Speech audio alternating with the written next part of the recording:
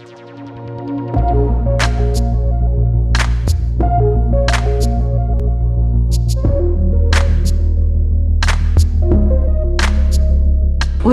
കൊണ്ട് ഒരു snack, potato wedges.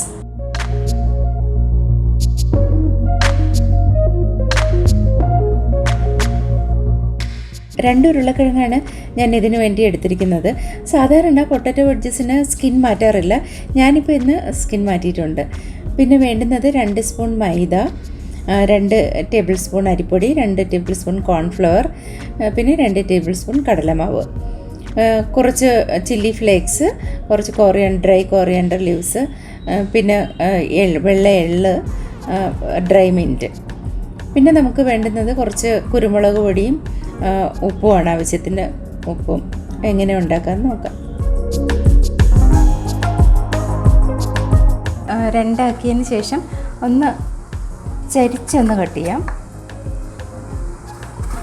തിരിച്ച് അതുപോലെ വീണ്ടും ചരിച്ച്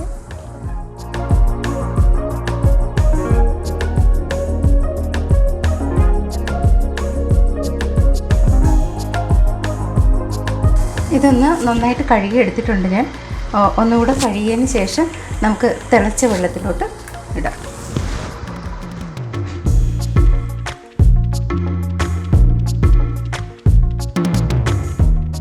ഇതൊരു 5-6 മിനിറ്റ് ഒന്ന് തിളച്ച് കുക്കായി വരണം. ഒരു ഹാഫ് കുക്ക്ഡ് ആവണം.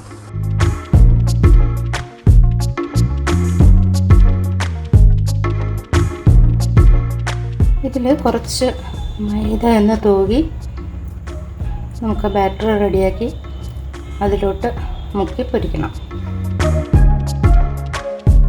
ഇതെല്ലാം കൂടി മിക്സ് ചെയ്ത് ഇതിൻ്റെ ബാറ്റർ റെഡിയാക്കി എടുക്കാം. ഇതിലിപ്പോൾ ഞാൻ ഈ ഡ്രൈ ലീവ്സാണ് ചേർത്തിരിക്കുന്നത്. പക്ഷേ ഇപ്പോൾ ഡ്രൈ ലീവ്സ് ഇല്ലെങ്കിലും നമുക്ക് ഫ്രഷ് ആയിട്ടുള്ള പുതിനയിലയും മല്ലിയിലയും ഉണ്ടെങ്കിൽ അത് ചെറുതായിട്ട് അരിഞ്ഞ് അതും ചേർക്കാം. അതുപോലെ തന്നെ ഓർഗാനോ ചേർക്കാം ഇതിൽ. ഇപ്പോൾ എൻ്റെ ഇപ്പോൾ ഓർഗാനോ ഇല്ല, ഉണ്ടെങ്കിൽ നമുക്ക് ഓർഗാനോ ഇതിൽ സാധാരണ ചേർക്കും. പിന്നെ ഈ മാവിലിപ്പോൾ നമുക്ക് കോൺഫ്ലവർ ഇല്ലയെന്ന് വെച്ചാൽ ഇല്ലെങ്കിൽ അപ്പോൾ അതിന് പകരം ബ്രെഡ് ക്രംസ് ഉണ്ടെങ്കിൽ ബ്രെഡ് ക്രംസ് ചേർത്തും ഇത് ഉണ്ടാക്കിയെടുക്കാൻ പറ്റും. നമുക്ക് ഇത് ഉപ്പും കുരുമുളകും എല്ലാം കൂടെ ഇട്ട് ആദ്യം ഒന്ന് മിക്സ് ചെയ്യണം. നന്നായിട്ടൊന്ന് മിക്സ് ചെയ്തതിന് ശേഷം നമുക്ക് വെള്ളം ഒഴിച്ചിട്ട് ഒന്നുകൂടെ കലക്കിയെടുക്കണം. ഇത് സാധാരണ നമ്മൾ പക്കോട ഉണ്ടാക്കുന്ന ആ ഒരു കൺസിസ്റ്റൻസിയിൽ ഇതിന് മിക്സ് ചെയ്തെടുക്കാം. ഞാൻ ഇതിൽ കുറച്ചൊരു കായപ്പൊടിയും കൂടെ ചേർക്കണം. ഒരു 2-3 പിഞ്ച് കായപ്പൊടി ചേർക്കുമ്പോൾ ശരിക്കും ഇത് വറുത്തെടുക്കുമ്പോൾ നല്ലൊരു മണം ഉണ്ടാവും. ഇനി നമുക്ക് വെള്ളം ഒഴിച്ച് ഒരു പക്കോടയുടെ ഒക്കെ ഉണ്ടാക്കുന്ന ബാറ്ററിൻ്റെ ആ ഒരു കൺസിസ്റ്റൻസിൽ നമുക്ക് കലക്കിയെടുക്കാം. മാവ് ഏകദേശം ഈ ഒരു ലൂസിൽ റെഡിയാക്കി എടുക്കണം.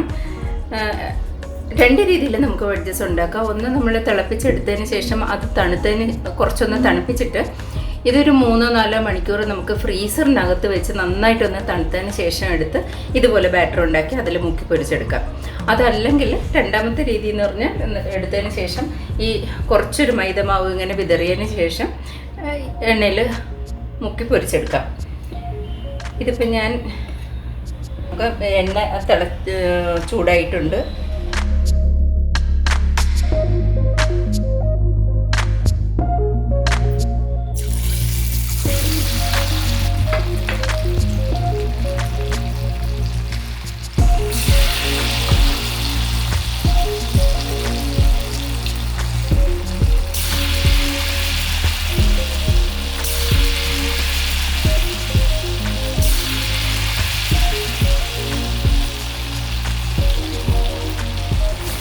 നല്ല ചൂടായിട്ടുള്ള എണ്ണയിൽ വേണം നമുക്കിത് ഇടേണ്ടത്.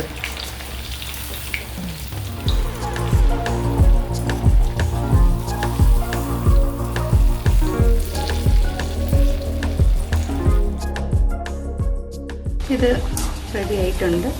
നമുക്ക്